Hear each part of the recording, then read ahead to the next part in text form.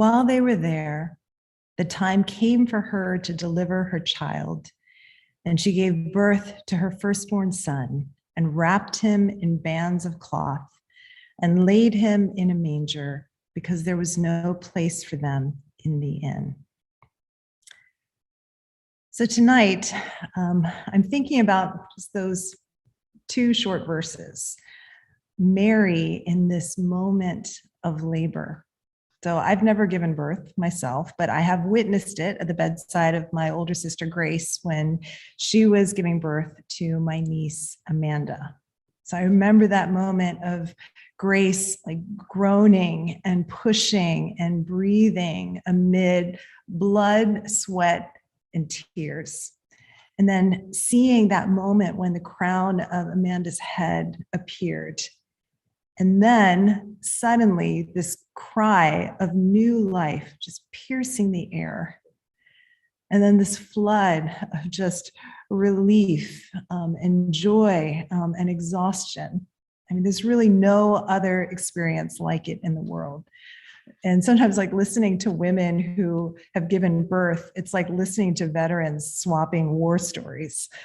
Valerie Kaur describes labor as imperfect, bloody, fierce, and life-giving.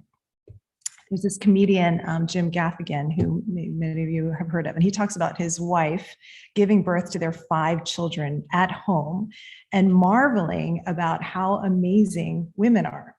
So he says, a woman can grow a baby inside her body, and then somehow a woman can deliver the baby through her body. Then by some miracle, a woman can feed a baby with her body. And when you think of the male contribution to life, it's kind of embarrassing, really.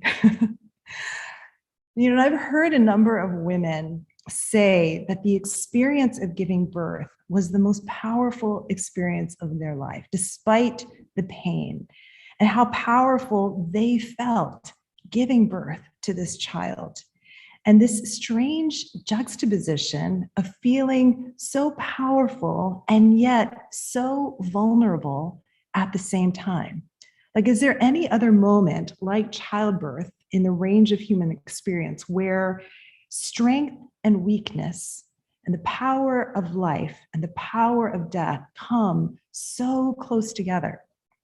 Like, for so much of human history, pregnancy and childbirth were enormously dangerous for both the mother and the child. And while mortality rates have certainly gone down over time, the World Health Organization estimates that still over 300,000 women die in childbirth every year. It's life and death, strength and weakness, power and vulnerability coming together in this singular moment.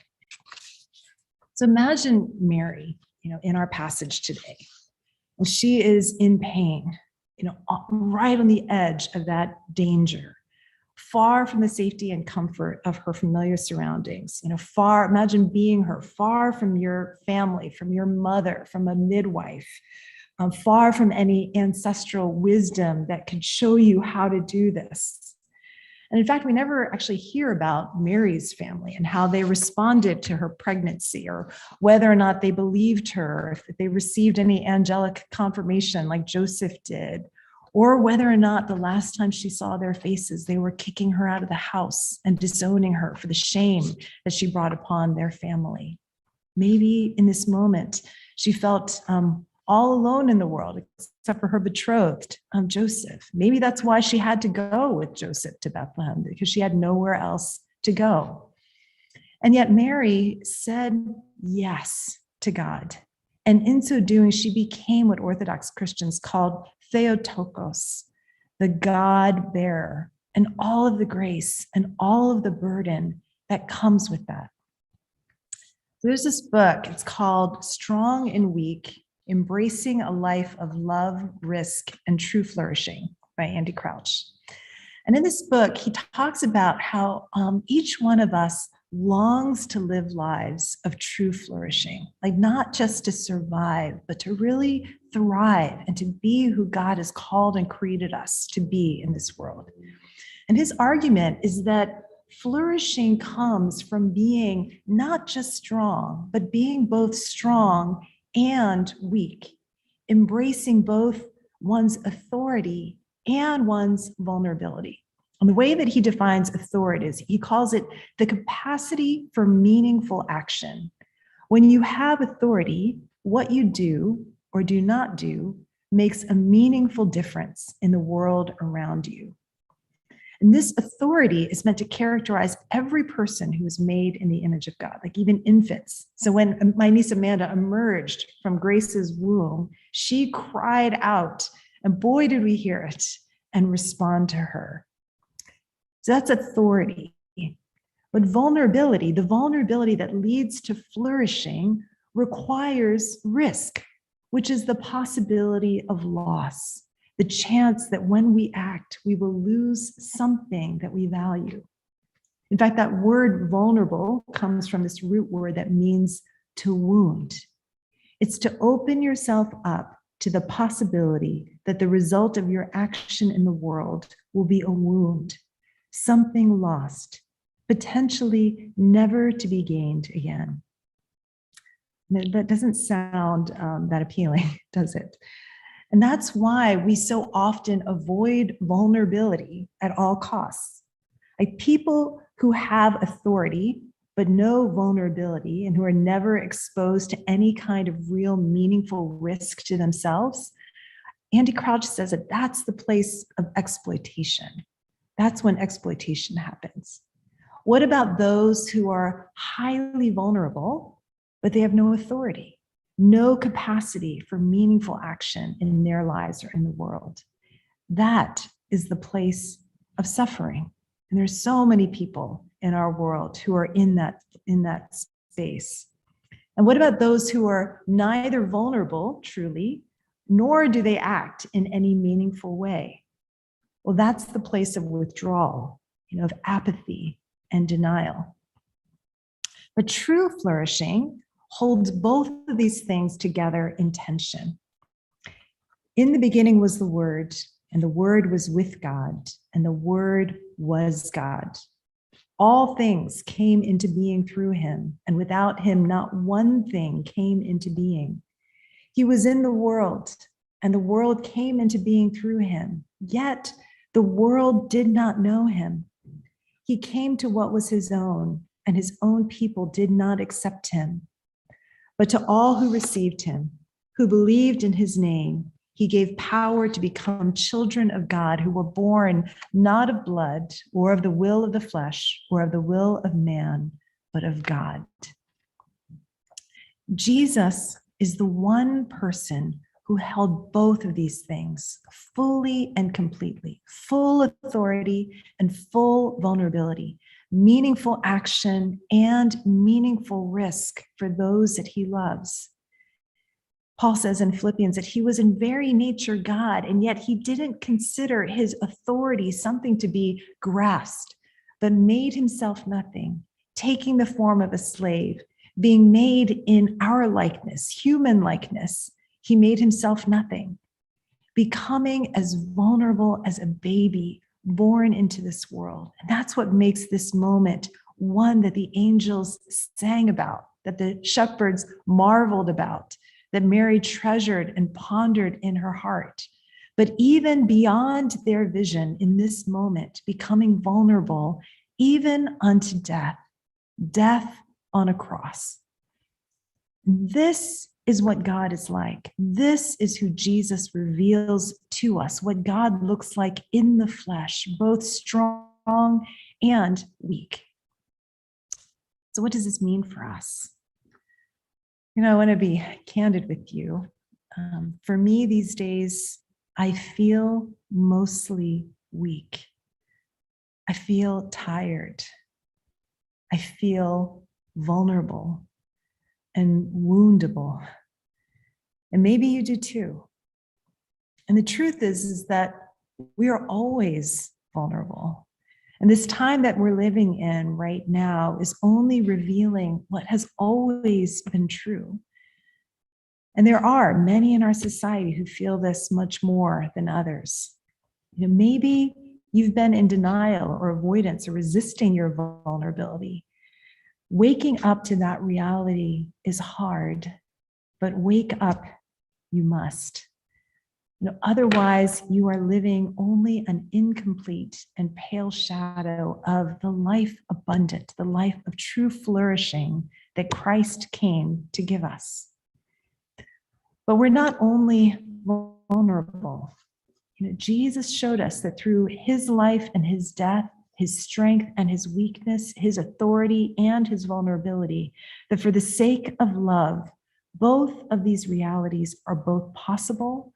They are both necessary, and both are our inheritance as children of God. We are capable of meaningful action as we expose ourselves to meaningful risk, like Jesus did, for the sake of love and for the healing of our world.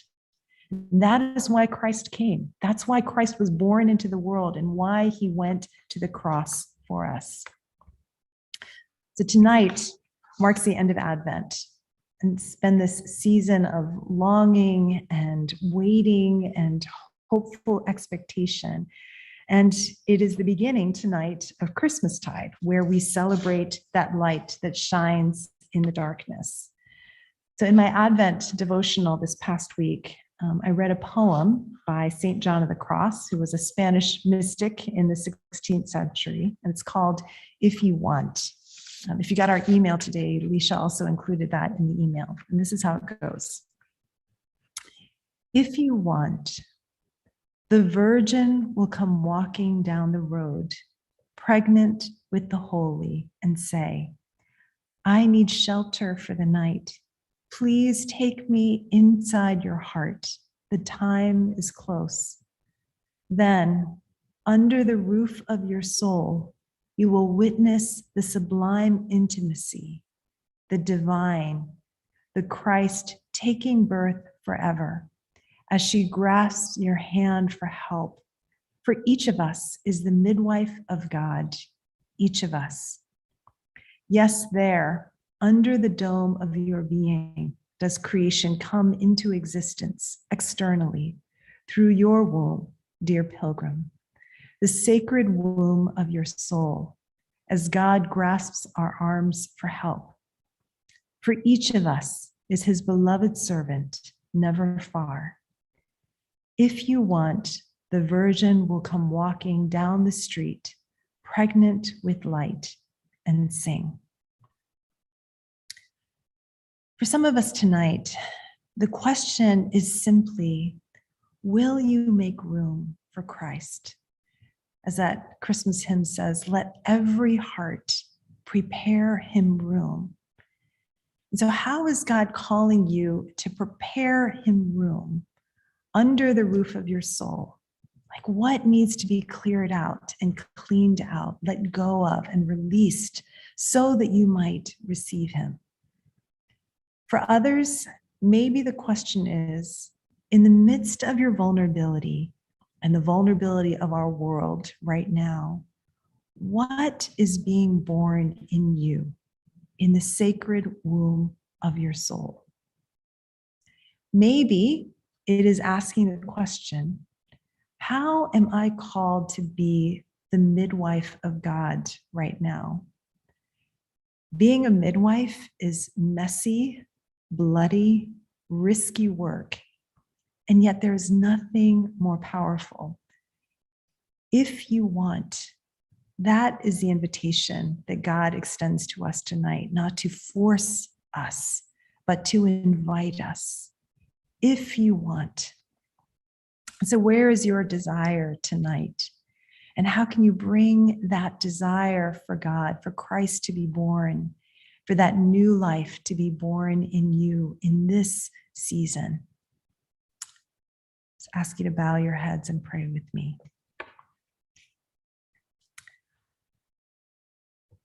God, we come to you, the one who was both strong and weak, the one in whom the power of death and the power of life lives, and you hold that for the sake of love, for the healing of our world.